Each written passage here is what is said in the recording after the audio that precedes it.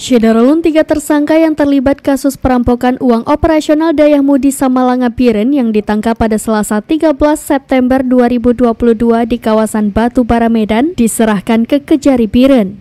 Dari 4 tersangka yang ditangkap, 3 diantaranya diserahkan ke Kejari bersama berkas perkara. Sedangkan seorang lagi tidak terlibat kasus perampokan uang mudi, tapi terlibat dalam kasus perampokan di Bener Meriah.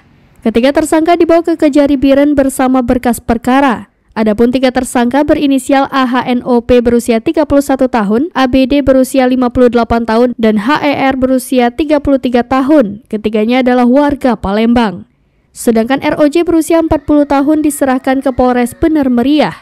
Kapolres Biren AKBP Mika Hardi Wirapraja melalui Kasat Reskrim AKP Arif Sukmo Wibowo didampingi KBO Reskrim mengatakan berkas sudah lengkap dan ini merupakan penyerahan tahap kedua.